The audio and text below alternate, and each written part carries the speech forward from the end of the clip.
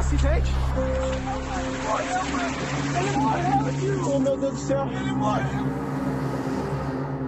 Eu nunca vou esquecer do meu filho. Nunca, nunca. Os bombeiros tiveram menos de 60 segundos para poder se preparar e sair para ocorrência. A gente vai acompanhando agora. Ela passou correndo na frente de um veículo e bateu na lateral de um caminhão que estava passando na via. Você viu o quê? O carro pegando fogo. E tinha alguém junto com você ali? Você estava sozinho? Não, tinha minha mãe em casa. Ele já tinha praticado esse mesmo delito, só que desta vez ele tirou a vida de 2 pessoas inocentes. Eu não vou ser a primeira nem a única a estar na estatística desse Brasil. Meu Deus, ela tá com um bebezinho na frente da moto. Isso pode? Felizmente não pode. Mas a sua função é dar multa. Justamente. Mas você não tá dando. Tem? Foi o trauma da pancada, né? Que eu perdi a visão. Perdi massa encefálica também. A mulher vinha na minha garupa, pulou por cima de mim lá na frente, quebrou o pescoço. Ele disse que tinha um monte de tijolo lá no meio. Aí parece que lá nesse tijolo lá ele bateu.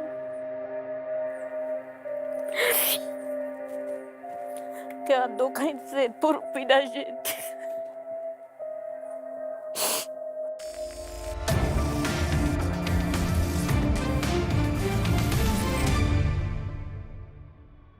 Olá, boa noite.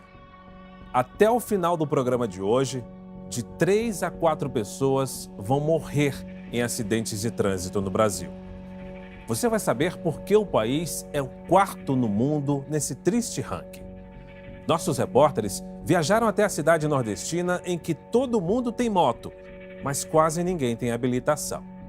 Nós vamos mostrar também o estado com o maior número de mortes de crianças e adolescentes. E o que pedestres, ciclistas e motoristas têm a dizer sobre o trânsito no Brasil.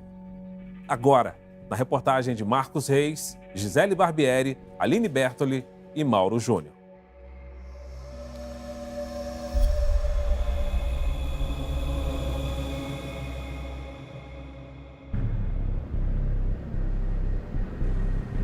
No país, mais de 107 milhões de veículos num fluxo que não para, que dá um nó no trânsito. E o perigo pode estar em cada esquina. E aí você avança, né? O direito do outro, tá vendo? Basta sair de casa, a pé, de bicicleta, moto, carro ou ônibus. Principalmente por estar andando de moto, acho que subir em cima da moto é um risco constante, né? O Brasil está entre os 5 países do mundo que mais registram mortes no trânsito. De 3 a 4 pessoas morreram a cada hora em 2020, de acordo com o último estudo. Um total de 33.530 vítimas. Esse carro aqui do Cocinho, o cara bêbado aqui, mano, ó. Bateu no seu muro aqui, a socorrista morreu na hora.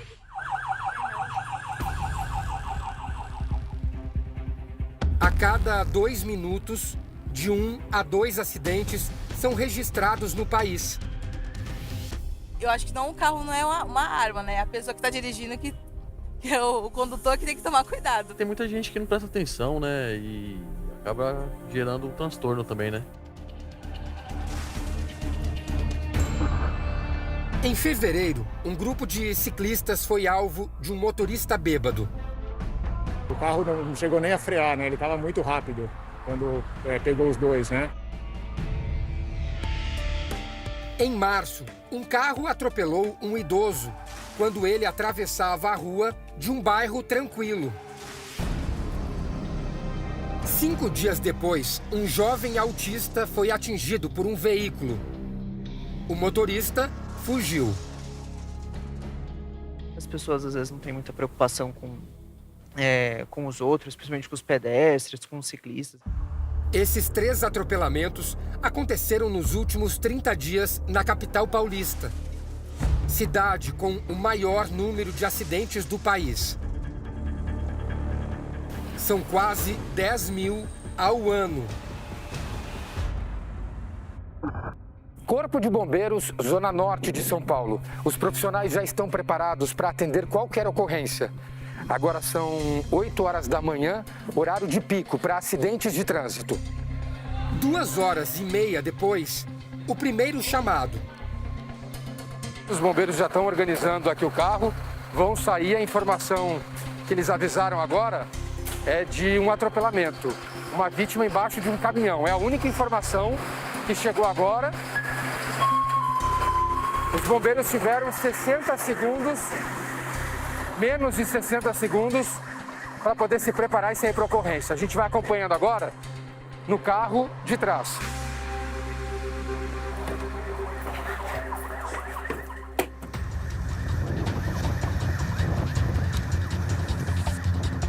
O resgate vai abrindo espaço entre o trânsito pesado. Um acidente aconteceu na Marginal Tietê, uma das rodovias mais movimentadas aqui de São Paulo. Os bombeiros já estão logo mais à frente e a informação que chegou agora também é que a vítima está com hemorragia intensa. Em apenas 12 minutos, os bombeiros chegam ao local do acidente. Nossa equipe, 5 minutos depois. Bom, o trânsito já está completamente parado aqui na Marginal por conta do acidente. A gente está parando o carro aqui na lateral da via e a gente vai ter que ir a pé. Nós estamos a mais ou menos uns 100 metros de onde aconteceu o acidente. Uma mulher é rapidamente socorrida e recebe o atendimento no meio da pista. O trânsito já bastante travado aqui, ó. Os motoristas quase não saem do lugar. Os que estão se movimentando é porque estão entrando aqui na via do lado. Marginal parada já. Uma vítima tentou atravessar a pista intermediária da Marginal. Ela passou correndo na frente de um veículo e bateu na lateral de um caminhão que estava passando na via.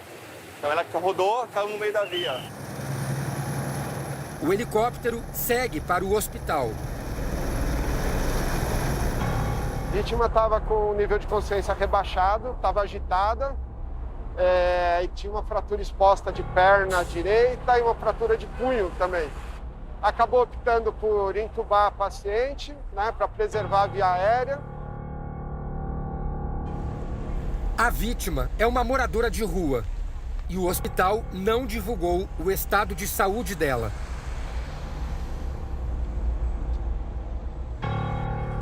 O jovem autista Bruno Azevedo sobreviveu ao acidente. Já o ciclista Marcelo Maciel e o idoso Plínio Isbano, atropelados em São Paulo, morreram. São histórias que engrossam os números da violência no trânsito. Pereiro, uma cidade nordestina de 15 mil habitantes, onde tem mais moto do que gente habilitada.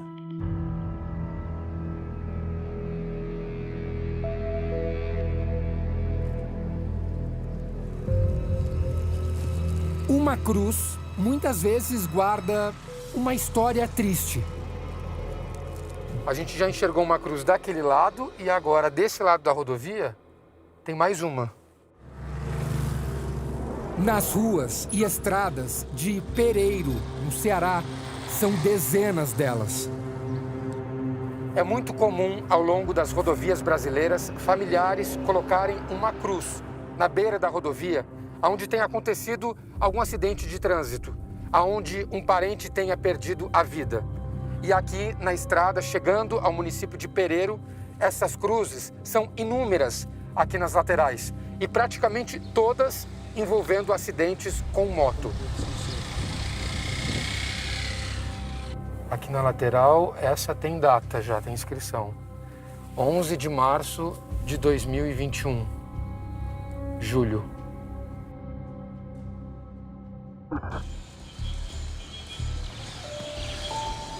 Basta permanecer no centro da cidade que logo percebemos o porquê. O vai e vem de motos não para. E quase todo mundo anda sem capacete. Pelo correto, a gente sabe que precisa em toda parte, né? Mas aí, como as cidades pequenas sempre têm esse hábito, é assim, né? Aqui começa-se a pilotar cedo. Quantos anos você tem? 17. 17. Você tem habilitação para dirigir moto? Não. Nem parece que existe idade mínima para a habilitação. Uma cena absurda e comum. São bebês sendo carregados na garupa, sem qualquer proteção. Posso fazer uma perguntinha? É rapidinho. Meu Deus, ela tá com um bebezinho na frente da moto. Tá até com uma cadeirinha. E quando você pensa que já viu de tudo, passam motos cheias de gente e de carga. Cana-de-açúcar, passarinho e até cachorro. Pereiro tem 8.778 motos registradas. Na cidade de 15.757 habitantes, são em média uma moto para cada 2 pessoas. Onde a imprudência é escancarada. Tem moto demais para pouca gente habilitada. O senhor tem habilitação para moto? Tenho. Somente 524 pessoas podem pilotar motos. Você tem habilitação? Não. Não tem habilitação? E pode andar sem habilitação? Aqui dentro da cidade pode, mas aí pra fora não. Não pode? Não. Capacete?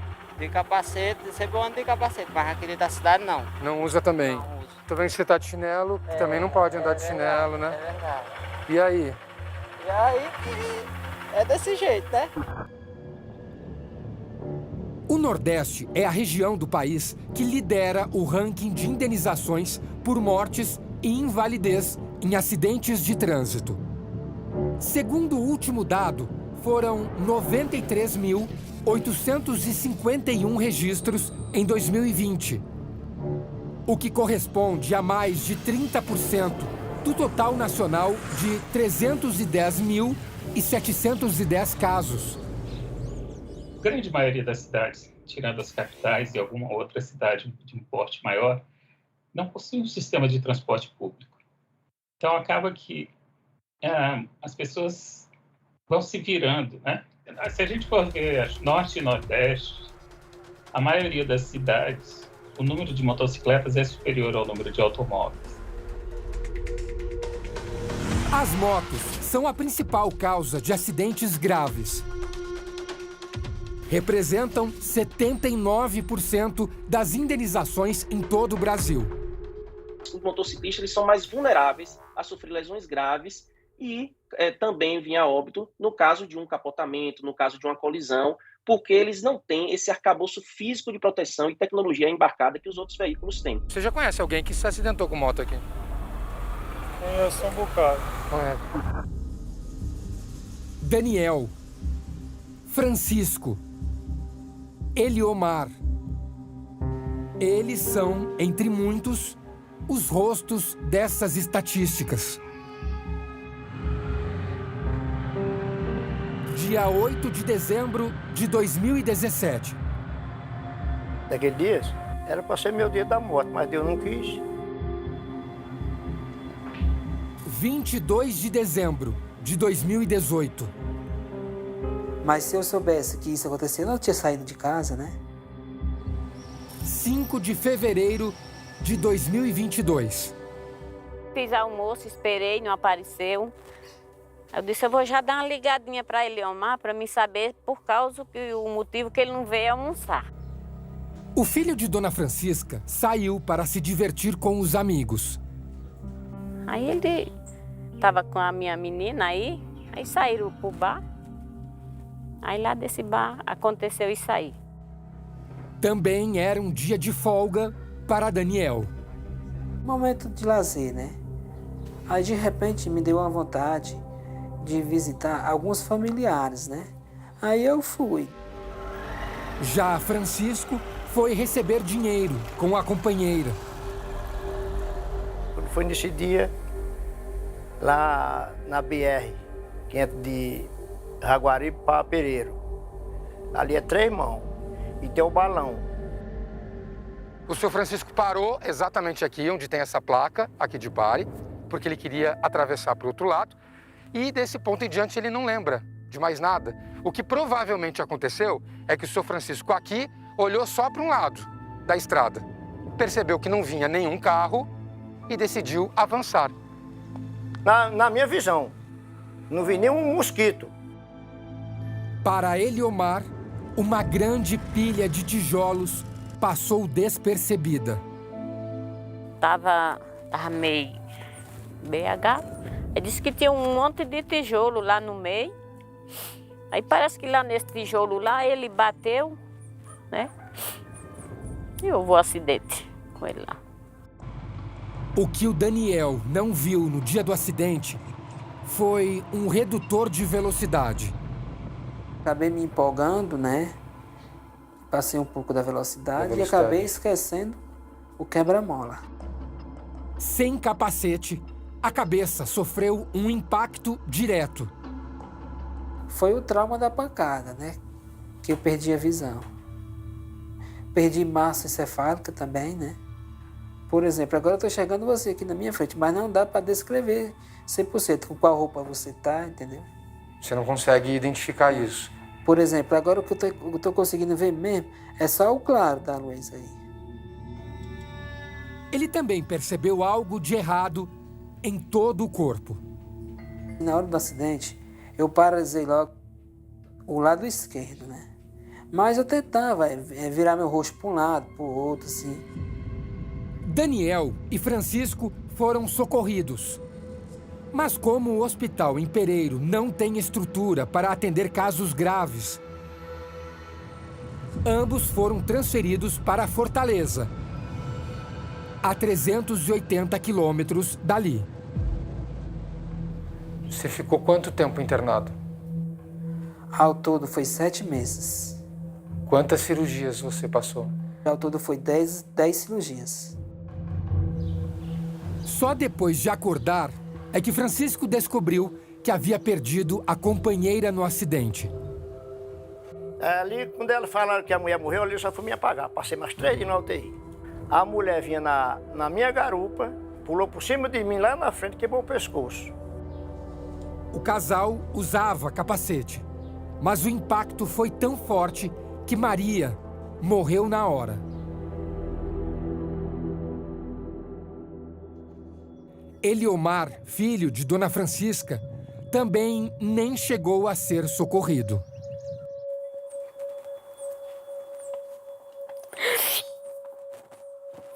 Que a dor quer dizer por filho da gente. E assim, 2, né? É brincadeira, né? 10 anos antes, Cristiano, o irmão mais velho de Eliomar, também se acidentou e morreu. A senhora já tinha perdido outro filho? Já tinha perdido o outro. Também da mesma maneira Da por mesma um maneira. acidente de moto? Foi. Da mesma maneira. Eliomar continuou pilotando, sem medo. Já tinha havido um acidente com ele, já tinha quebrado as pernas. Mas a morte de tanta gente em Pereiro não impede que novos acidentes aconteçam. Você já tinha se envolvido em algum acidente com moto antes? Já sim, já tinha envolvido em alguns acidentes, já envolvi em outros acidentes. Quantos acidentes?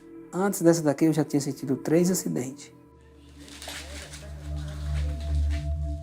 Hoje, com os movimentos ainda prejudicados e com a visão comprometida, Daniel precisa de amparo para quase tudo. É Dona Alzeide, a mãe, quem nos últimos 2 anos ajuda o filho a reaprender a andar. E até a comer. Eu colocava a cuia na boca dele, aí ia segurando aos poucos, sabe? Aí eu dei comida para ele mais de 1 ano. Aí eu fui ensinando a ele, com essa mão aqui, porque aquele que almoçava com ela era aquela lá que era isso que ele perdeu o movimento. Juntos, mãe e filho comemoram as pequenas conquistas. Foram 3 anos sem sair de casa, até que o Daniel teve coragem e, principalmente, força nas pernas para dar os primeiros passos na rua, depois de tudo que aconteceu com ele. Às vezes ele tem ajuda do fisioterapeuta, às vezes da mãe, às vezes ele caminha sozinho mesmo. Mas a gente percebe que ele ainda tem algumas limitações, caminha com dificuldade. São passos bem curtos, ele vai devagarzinho. Mas pelo menos agora, sem pressa, o Daniel vai reaprendendo a se locomover. Só o que eu queria nesse momento é poder descer dessa cadeira e ir até na rua de baixo lá andando. Com a ajuda de Deus. Só isso, só simplesmente isso.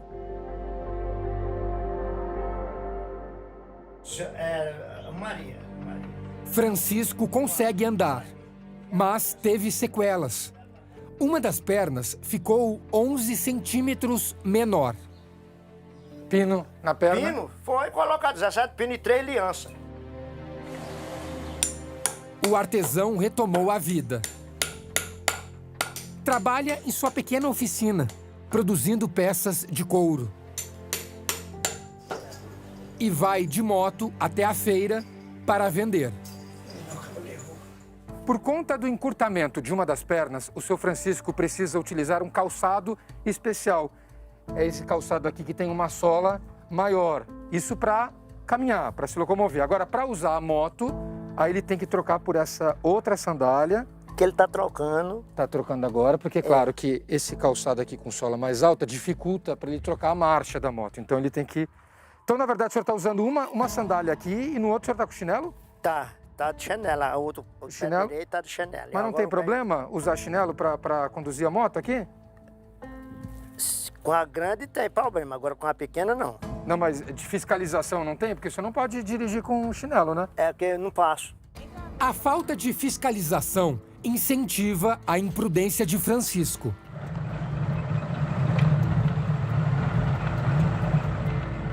Não fiquei com medo, não fiquei com trama, não fiquei sem coragem. Deus foi mais coragem para mim. Porque eu nunca tinha botado 80 km numa moto. Agora eu boto 110, 120 e não sinto nada.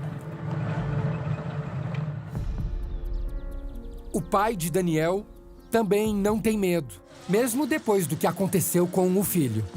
Você vai aonde agora? Eu vou estar na vila assim. Ah, na outra vila ali? Vai trabalhar não?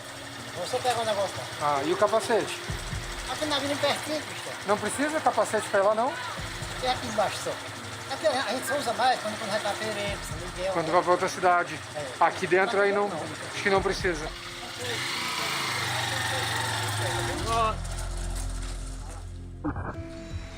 A maioria dos motociclistas põe de tudo na cabeça, menos capacete. Pereiro parece uma terra sem lei. Por aqui, a lei não se aplica. Flagramos 2 guardas de trânsito. Diante dos próprios olhos, eles ignoram as inúmeras infrações. Passivos. Fui conversar com um deles. Tudo bem? Bom dia. Quero só saber qual é a função exatamente que o senhor faz aqui? Realmente a função aqui que nós trabalhamos não é nem fazer auto-infração. Isso é, como eles chamam aqui no popular, fazer a multa. Aqui nós trabalhamos mais na parte educativa. Por exemplo, as pessoas não podem andar sem capacete. Justamente. Aqui todo mundo andando sem capacete. A falta de capacete não é a única irregularidade. Neil, eu estava vendo aqui que tem muita criança de colo nas motos. Aqui, isso pode? Felizmente não pode. E infelizmente aqui tem isso. Mas a sua função é dar multa. Justamente. Mas você não está dando. Tem. se é brecado na Jari. Tá entendendo, senhor? A Jari é indicada pelo gestor municipal, por três pessoas de confiança. Jari é a Junta Administrativa de Recursos de Infrações. Quando você recebe uma multa, uma autuação de trânsito, você entra com recurso. A Jari, que em primeira instância julgará se o seu recurso é procedente ou não. Então, se não há infrações de trânsito, não há cabimento nem a existência de determinada Jari. Agora, é impossível não existirem infrações de trânsito em uma cidade. Ok, mas você está me dizendo então que você tem uma orientação da prefeitura para não aplicar multa em quem está sem capacete, você não pode aplicar multa em bebê de colo que está sendo carregado em moto, você não pode, você tem essa orientação? Nós temos a orientação do prefeito municipal, do promotor de justiça, para não fazer essas auto-infrações. Por exemplo, pessoas que não têm habilitação, são muitas aqui que não têm habilitação. 95% em Pereira, na nossa cidade, ninguém é habilitado. Isso não é grave? Grave. E o que se faz diante disso? O que se faz aqui é o agente de trânsito para a cidade todinha. Não deveria ser assim, mas é assim que está sendo. É triste. Nós tentamos encontrar o prefeito de Pereiro pessoalmente quando fizemos essa gravação. Depois ele aceitou gravar essa entrevista e falou sobre a falta de fiscalização. O senhor em algum momento orientou os agentes de trânsito a não multarem as pessoas na cidade? Patrão, eu nunca orientei. E nem vou chegar para o guarda de trânsito como prefeito. Ei, multa aquele camarada ali. Criei o código de trânsito, o Demotran na minha cidade para fazer o trabalho. Eu fiz o meu papel. Segundo o Departamento de Trânsito do Ceará, nenhuma multa foi aplicada pelos agentes municipais em 2021. Sobre o grande número de motos e poucas habilitações, o prefeito explica. A maioria das pessoas habilitadas aqui de Pereira tiraram a carteira no Rio Grande do Norte. Mas eu quero dizer a você que realmente existe. Mas você vai fazer o quê? Se o cidadão pegou um empregozinho e conseguiu comprar uma moto, ou então ele vai tirar logo a carteira para comprar uma moto, ele tem que comprar uma moto para depois tirar a carteira. Mas na sua visão, as pessoas que não têm habilitação podem andar tranquilamente com a sua moto na cidade, mesmo sem ter habilitação para isso? Não, doutor, eu não sou guarda de trânsito, sou apenas um prefeito. Nenhum prefeito municipal pode lavar as mãos se ele chega ao conhecimento dele uma ilegalidade e ele não age para evitar a ilegalidade. Ele está, no mínimo, equivocado sobre o que ele... O Ministério Público do Ceará afirma em nota que nunca orientou fiscais de trânsito de Pereiro a não multar e que até o momento desconhecia que a fiscalização não fosse feita na cidade. O promotor informou ainda que a denúncia será apurada. Apesar de tantos flagrantes de imprudência, mesmo quem erra acredita que a cobrança de autoridades poderia mudar o cenário de Pereiro. Só que isso aí vem da competência também dos governantes, né? Isso aí, não é só a gente também, a gente tem que ter um incentivo também para poder ser todo mundo generalizado. Não adianta ser só uma pessoa usar e 10 não usar. Daniel teria feito diferente. Eu sei também que o culpado foi eu, né? Eu sei muito bem que eu poderia ter evitado, né? Mas eu penso assim, já passou, não vou reclamar mais. Só que nem sempre os acidentes permitem uma nova chance. Dona Francisca está reaprendendo a viver sem os filhos. A senhora dava muito conselho? Dava muito conselho. Dei muito conselho a ele. Aliás, os dois, né? A gente quer pai, é mãe. A gente fica em cima direto, né? Mas eles não tomam. Não tomam conselho da gente.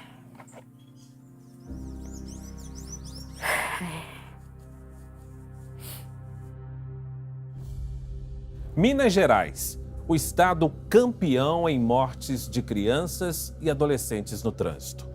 Na capital, Belo Horizonte, um carro de luxo em alta velocidade bateu em outro veículo em que estavam 4 pessoas da mesma família. O carro das vítimas capotou e explodiu. O responsável pelo acidente havia bebido e já respondia por dirigir embriagado e por fugir de uma blitz.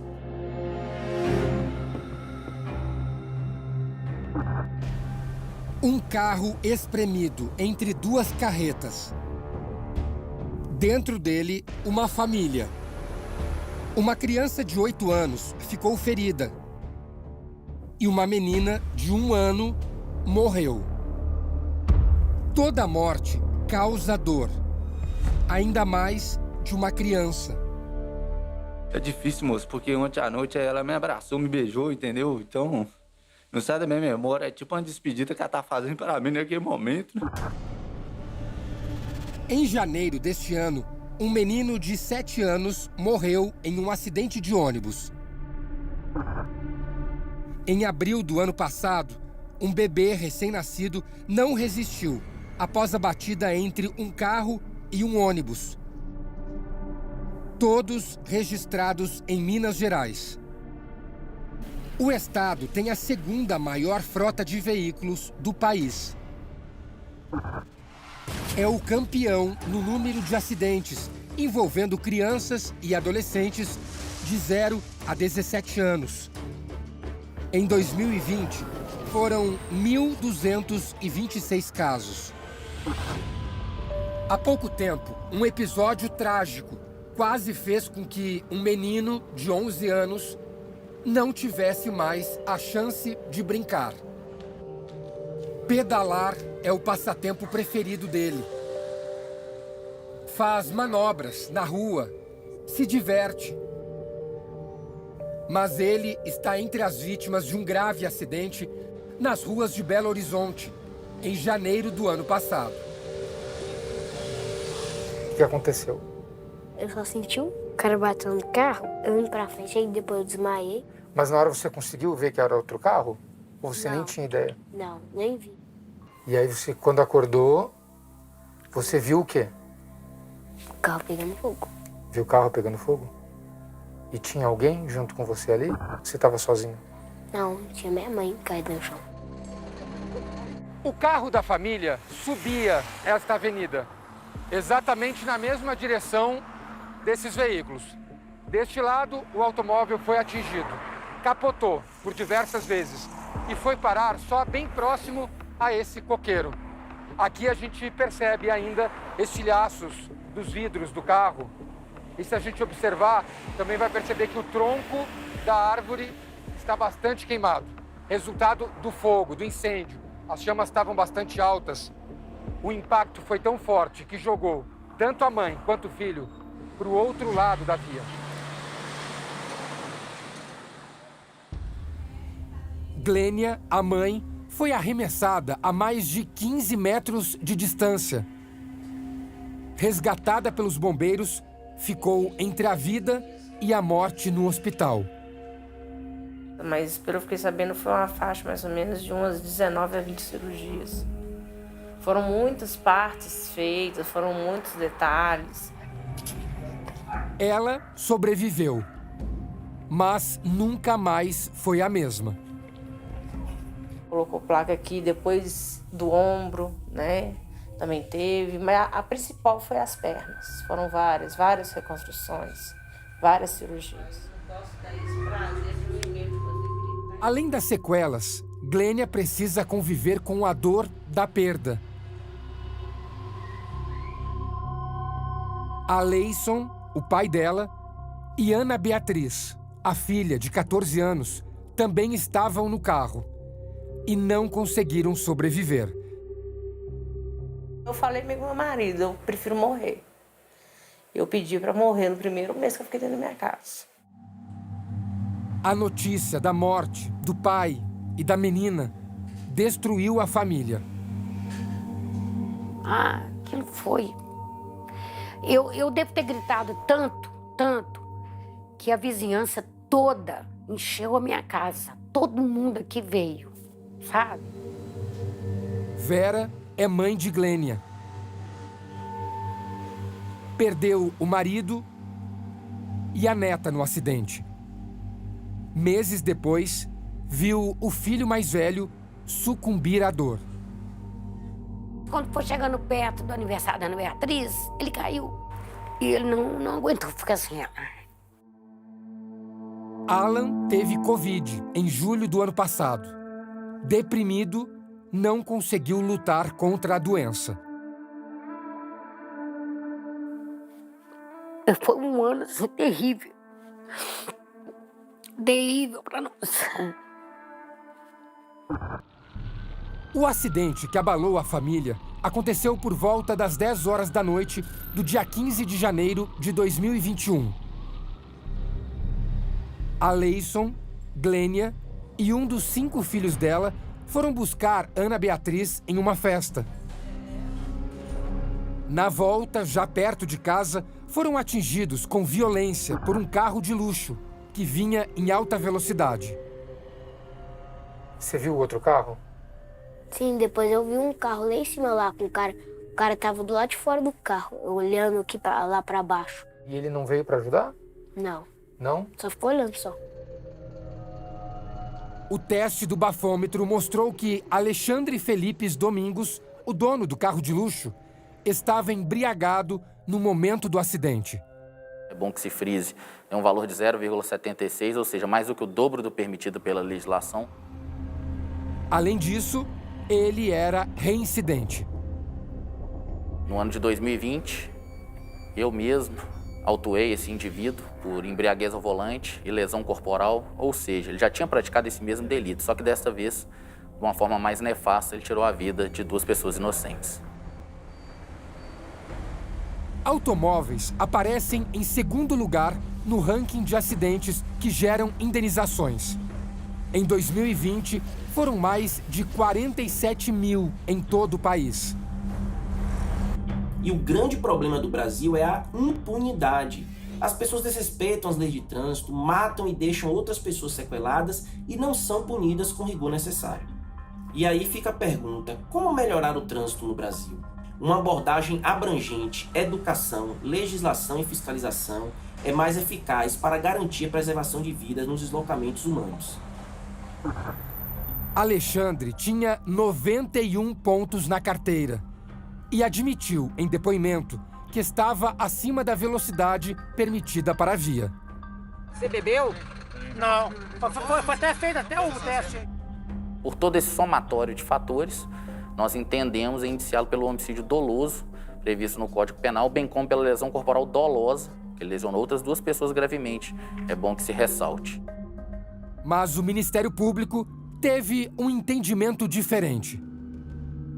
Ao que parece, o promotor de justiça ofereceu a denúncia por homicídio culposo previsto no Código de Trânsito. Mas é um entendimento do promotor, nós temos que respeitar. O Código de Trânsito brasileiro, como ele é hoje, ele é leniente e, por que não, incentiva que o indivíduo beba. Se eu interpreto essa conduta sempre como culposa, eu vou gerar naquele indivíduo a expectativa de que ele não será punido porque ele não será preso. A família fez manifestações nas ruas de Belo Horizonte pedindo justiça. Mas pouco mais de 1 ano depois do acidente, a esperança de uma punição exemplar ao responsável já é pequena. A justiça, a única justiça que eu acredito é ela de cima. Daqui, infelizmente, eu não vou poder contar muito com ela, não. Se a confiança na justiça diminui, outro sentimento não para de crescer. E você sente falta dessa irmã? Muito. Muito? O que você sente mais falta dela? Dela tá comigo, né? Com saudade dela. A ausência de Beatriz e Aleison é sentida todos os dias. E eu até hoje, eu penso 24 horas neles, 24 horas. Eu não consigo esquecer. Não tem como esquecer. As lembranças da menina são ainda mais presentes porque Bia era a alegria da casa. Ela era uma menina alegre, divertida, Adorava ir para a escola, adorava sair. Bia era tudo. Para mim era tudo. E, tipo assim, eu vejo vídeos delas às vezes que ela adorava. Moço, pelo amor de Deus, desculpa essa garota. Ela me engatinhou na infância. Aos 14 anos, ela demonstrava o bom humor em vídeos que postava nas redes sociais. Senta no sofá, vambora. Ai, mãe, eu quero comprar esse shampoo. Não vai comprar shampoo nenhum, devolve. Eu não vou ser a primeira nem a única a estar na estatística desse Brasil. Como a minha família, muitos por aí sofreram isso e muito mais pior, né? Segundo a Organização Mundial de Saúde, acidentes de trânsito são a principal causa de mortes de crianças e jovens em todo o mundo. O corpo da criança, ela não consegue suportar aquele impacto. Então, a tendência é de sofrer mais lesões graves e ocorrer o óbito. No Brasil, mais de 3.000 pessoas entre 0 e 19 anos morreram dessa forma só em 2019. Último ano em que os dados foram disponibilizados.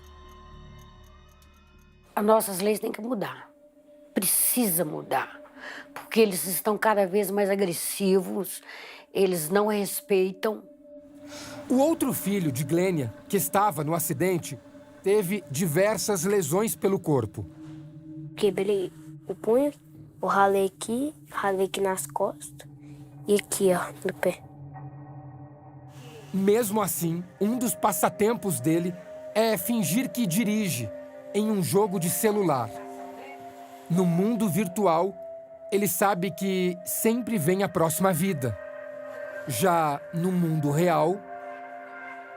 Você tem medo também de carro ou você acha que não tem mais? Um pouco de medo só. De acontecer de novo? É.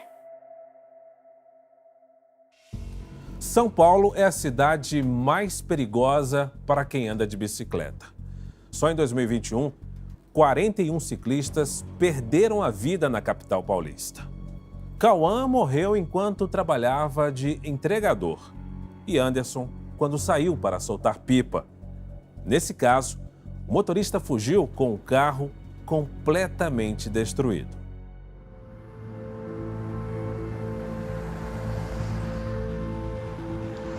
Acidente! Ele morreu! Oh, meu Deus do céu! Ele morreu! Gustavo, vem aqui, Gu! Ó, o nosso parceiro, velho! Pelo amor de Deus! O maluco atropelou o moleque de bike, tá lá dentro do carro. Parece que ele tá bêbado. O moleque tá ali, ó. É a mesma história de sempre. Justiça! Justiça! Justiça! A cor branca, símbolo da paz. A bicicleta pintada e cheia de flores é erguida até o alto de um poste. É mais uma morte no trânsito. Claudemir Cauã Queiroz tinha 17 anos e era entregador de aplicativo. No dia 10 de fevereiro, foi atropelado por um carro de luxo, quando voltava para casa em São Paulo. No alto da tela, vemos o momento em que o motorista sobe na guia e arrasta a bicicleta. Ao volante estava Rafael Diniz, que foi parado por testemunhas. Ninguém vai te bater aqui não, senão já era pra nós estar te espancando. Ele se recusou a fazer o teste do bafômetro, mas para a polícia admitiu ter bebido. Acabou preso preventivamente por homicídio culposo, quando não há intenção de matar. Mas foi solto após pagar uma fiança de R$50 mil. O cara que bebe e dirige, que tira uma vida, ele comete um crime. Então ele cometeu, foi um crime, não foi um acidente qualquer. Foi um homicídio que ele cometeu e ele tirou a vida do meu filho. A capital paulista é a cidade que mais registra acidentes com ciclistas em todo o país. Foram 1.950 casos nos 5 primeiros meses de 2021. Uma média de 13 acidentes por dia. A gente às vezes tem que andar pela calçada para não né? Não chegar e andar na rua, até mesmo ser atropelado, como aconteceu com meu amigo. No ano passado, 41 ciclistas morreram no trânsito de São Paulo. No dia do protesto pela morte de Cauã, eu acompanhei o trajeto de bicicleta. Na cidade, em algumas avenidas como essa, Rebouças, não há ciclovia para que eles consigam transitar no dia a dia, principalmente aqueles que trabalham, que dependem da bicicleta. Mesmo em grupo e com sinalização, um carro desrespeitou a distância mínima de segurança, que é de 1,5 metro.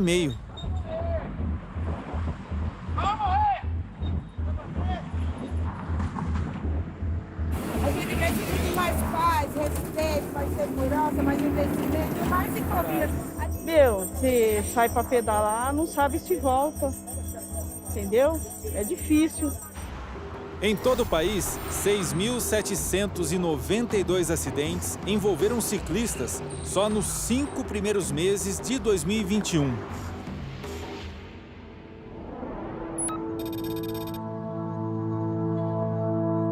Anderson tinha 20 anos. Morreu no dia 24 de junho de 2018, em Atibaia, no interior de São Paulo. O motorista que o atropelou era Gabriel Segmates Oliveira, que fugiu. A bicicleta foi partida em pedaços, assim como o coração desta mãe. Eu nunca vou esquecer do meu filho. Nunca, nunca. Nunca vou esquecer dele, nunca. Ele para mim vai ser sempre o meu menino. Porque para a mãe é sempre criança, né? Mas ele era um rapaz. Então ele estava bem... Ele estava alegre aquele dia. Anderson amava brincar. Ele gostava de sentar ou no chão ou num elefantinho que nós temos aí. Ele almoçou sentado nesse elefantinho e foi só a imagem dele que eu tenho essa. Apesar da alegria do almoço em família, a mãe teve um pressentimento quando Anderson decidiu sair. Eu falei, cuidado. Não vai para Fernão Dias, não vem para Fernão Dias. Ele falou, mãe, eu não ando no Fernão Dias. Eu venho por dentro. A rodovia é muito próxima da casa e corta quase toda a extensão da cidade. Anderson saiu para soltar pipa com os amigos, de bicicleta, como sempre fazia. Os amigos de a pé, ele foi de bicicleta empurrando. Quando o dia escureceu, decidiu voltar para casa. Mas apesar do pedido da mãe, fez o caminho pela rodovia. O acidente foi exatamente nesse local da rodovia Fernão Dias.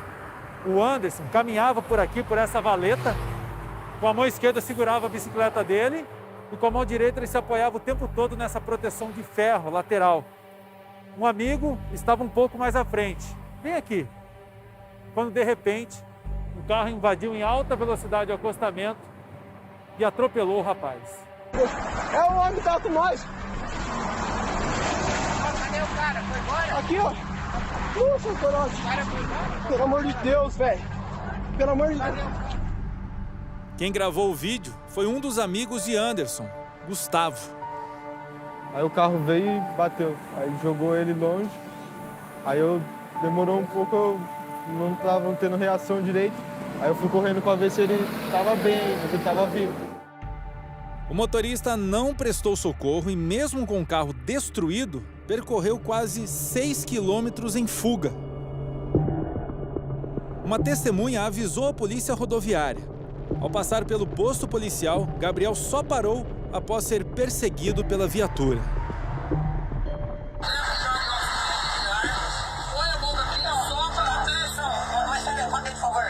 O jogador não fez o teste do bafômetro.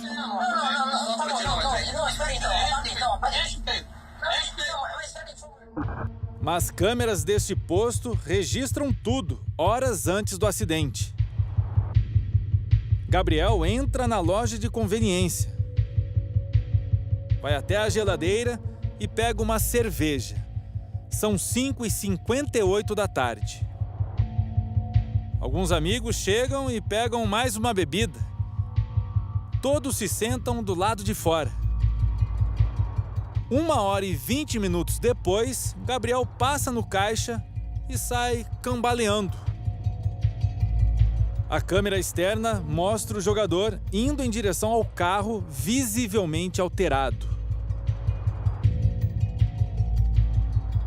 Ele sai dirigindo o veículo, que leva um jet ski no reboque. Minutos depois, Gabriel atingiu o Anderson no acostamento.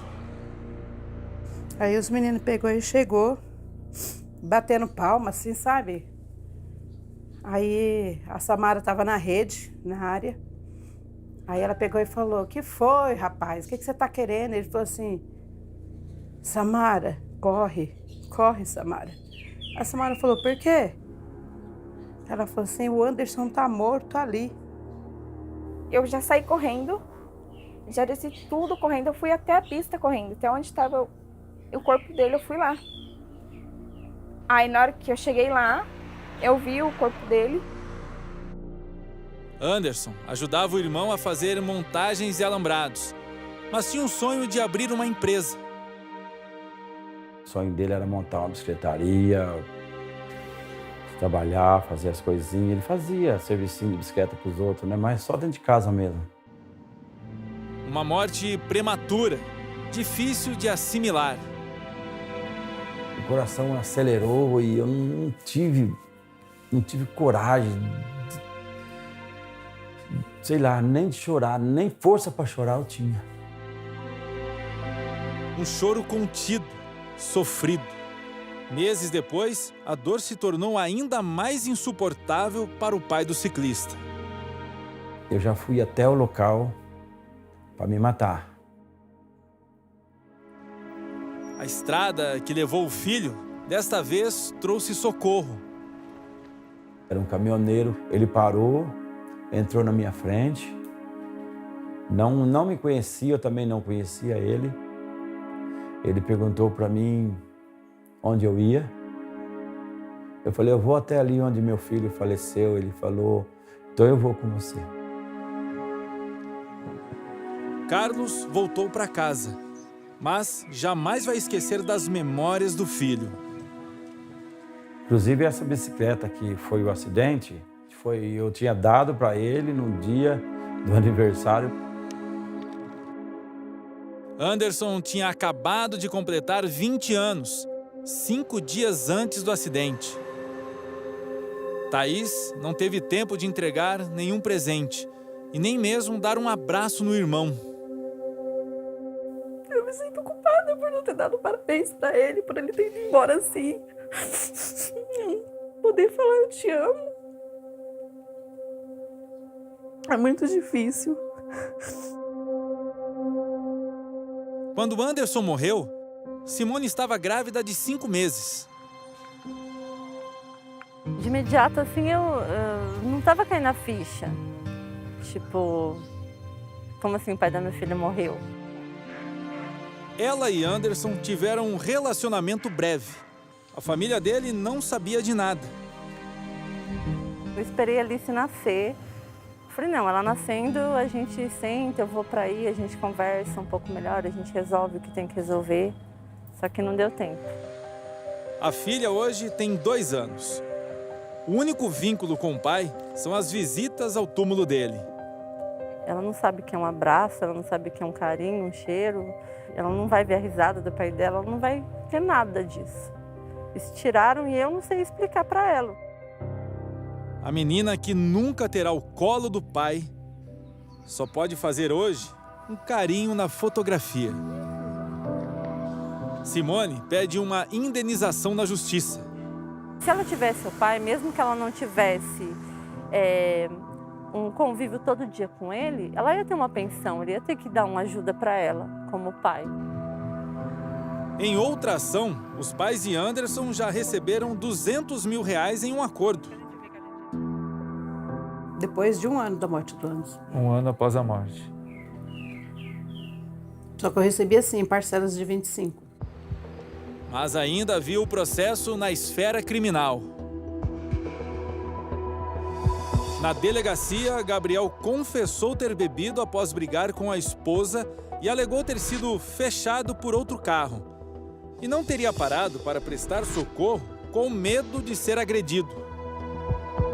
Ao fim da investigação, o jogador que atuava na Série A3 do futebol paulista passou a responder por homicídio com dolo eventual, quando o risco de matar é presumido. Foram 3 anos e meio de espera até o julgamento final, que aconteceu no mês passado.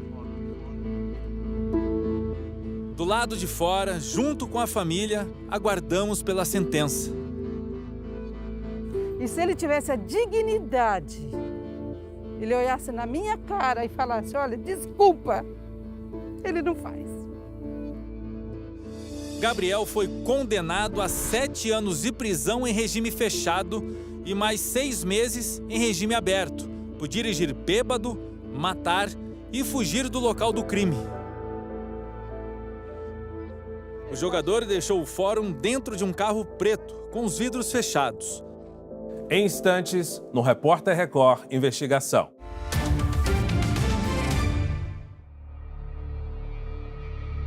O jogador deixou o fórum dentro de um carro preto, com os vidros fechados. A mãe demonstrou uma mágoa que não passa. Olha ele aí. Assassino! Assassino! Você vai pagar! Você vai pagar!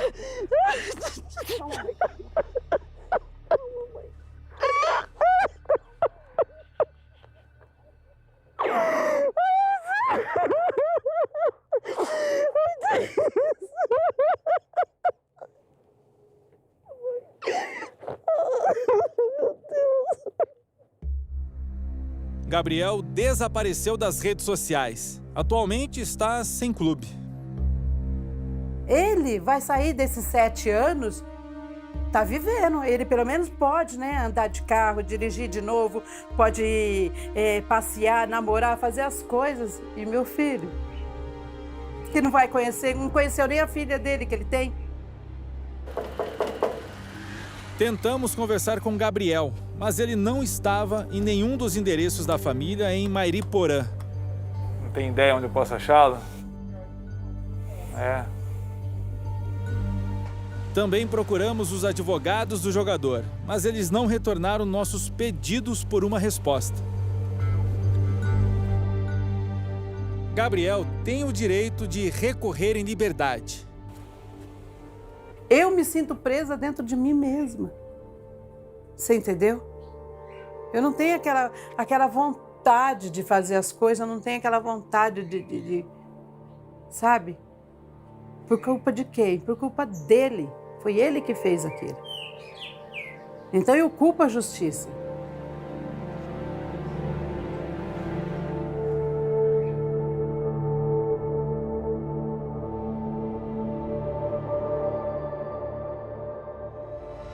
O Repórter Record Investigação de hoje termina aqui. Você pode ver todas as edições do programa no Play Plus. Nos encontramos na próxima quinta-feira com mais uma reportagem exclusiva.